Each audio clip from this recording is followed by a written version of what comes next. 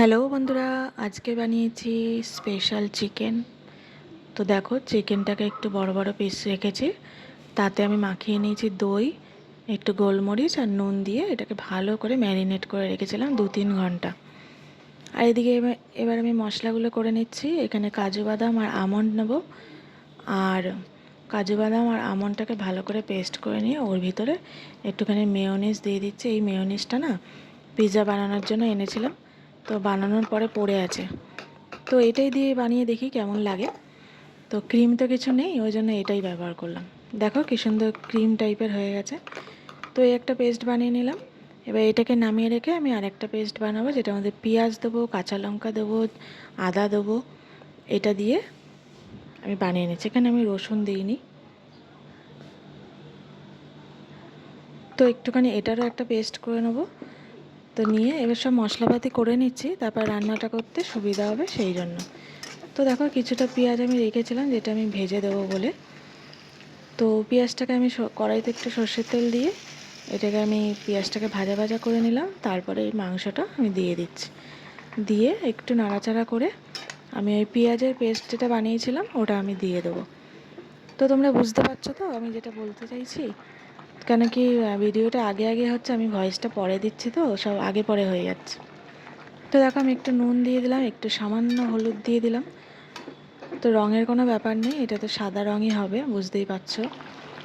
তো দেখো, চিকেন থেকে এতটা পরিমাণ জল বেরিয়েছে, পুরো জলটাই চিকেন থেকে বেরিয়েছে। আমি কোনো এখানে জল ব্যবহার করিনি। সামান্য একটুখানি কাশ্মীরি লাল দিলাম, একটুখানি রং টং ঠিকঠাক আনার জন্য করছিলাম আর কি। তো দরকার পড়বে না, তোমরা যদি করো তো দরকার পড়বে না।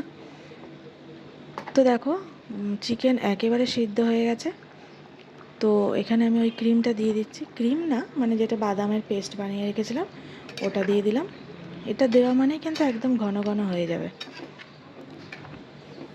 দেখছো বন্ধুরা, এত জল বেরোচ্ছে যে জলটা শুকিয়ে শুকিয়ে আমি পারছি না, চিকেন সিদ্ধ হয়ে মানে মাংস খুলে যাচ্ছে হাড় থেকে, এরম অবস্থা।